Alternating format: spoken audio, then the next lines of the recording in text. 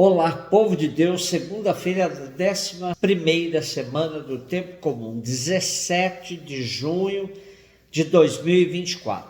A nossa reflexão de hoje é a partir de 1º livro dos Reis 21, de 1 a 16, e Mateus 5, de 38 a 42.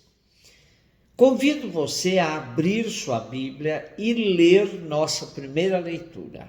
Você se surpreenderá com a atualidade do texto. A cena envolvendo o rei Acabe e sua esposa Jezabel, numa trama política criminosa para roubar e matar, parece um absurdo. Mas infelizmente convivemos com episódios semelhantes nos dias de hoje. Definitivamente, Acabe abandonou o Deus de Israel e se deixou seduzir por Baal, o Deus patrão, cultuado por sua esposa. Vejam que tudo foi planejado para ter aparência de legalidade.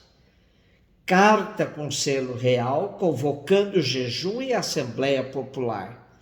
Tudo tramado contra o pobre proprietário de uma vinha por estar próxima da casa de veraneio do rei. A pretensão de Acabe era adquirir a vinha de Nabote para transformar em horta da sua casa. Nabote argumenta que era a terra herdada de seus ancestrais. Para as ganâncias do rei e sua esposa não há barreira. Quem se opõe aos seus caprichos tem a sorte selada, paga com a vida. A degradação da monarquia de Israel não podia ser mais bem descrita. Nabote estava defendendo sua identidade, pois as terras dos pais lhe conferiam sua cidadania. Então a trama de Jezabel com a anuência de Acabe revela a decadência total do poder. E a trama contou com a participação dos anciãos, representantes do poder judiciário da época.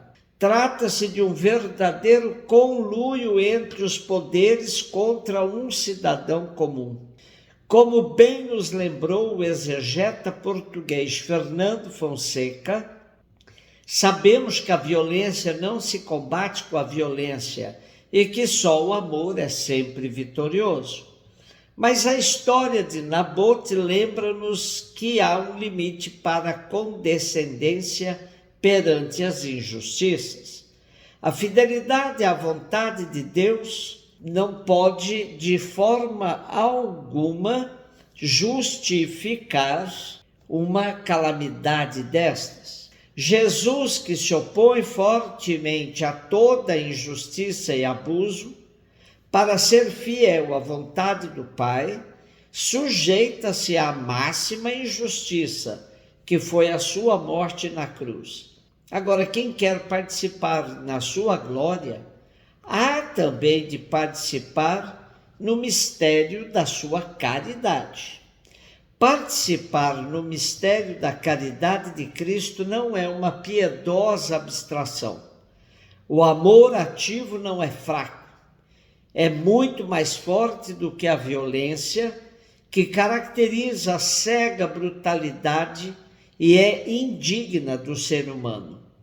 A preferência pelos métodos não violentos pode levar-nos a refletir sobre o enorme poder da opinião pública. Os poderosos bem o conhecem e usam com exagero até se tornarem subrepticiamente violentos, bombardeando o povo por meio da mídia, a fim de alcançarem determinados objetivos políticos, econômicos, financeiros, comerciais. Há também que mobilizar-se para promover uma opinião pública favorável à justiça e à paz, ao respeito pelo meio ambiente e pela vida. O caminho da não violência, como já demonstrou Gandhi na independência da Índia, na conquista das liberdades fundamentais do homem, é tudo menos passividade e ineficácia. Mateus 5, de 38 a 42. Disse Jesus aos seus discípulos: ouvistes o que foi dito, olho por olho, dente por dente. Eu, porém, vos digo, não enfrenteis quem é malvado. Pelo contrário, se alguém te dá um tapa na face direita, oferece-lhe também a esquerda. Se alguém quiser abrir um processo para tomar a tua túnica, dá-lhe também o manto. Se alguém te forçar a andar 1 quilômetro, caminha 2 com ele. Dá a quem te pedir e não vires as costas a quem te pede emprestado. Mateus nos apresenta mais uma antítese, a quinta desta sequência. Trata-se da chamada Lei de Talião, presente nos códigos antigos, tentando regular a vingança numa cultura em que a vingança não tem limite. Quando foi promulgada, significava um avanço.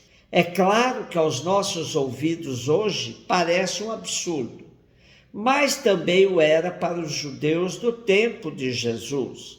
Somente para ilustrar como essa lei era aplicada, tomemos o texto de Êxodo 21, de 22 a 25. Numa briga entre homens, se um deles ferir uma mulher grávida e for causa de aborto sem maior dano, o culpado será obrigado a indenizar aquilo que o marido dela exigir e pagará o que os juízes decidirem. Contudo, se houver dano grave, então pagará vida por vida, olho por olho, dente por dente, pé por pé, queimadura por queimadura, ferida por ferida, golpe por golpe.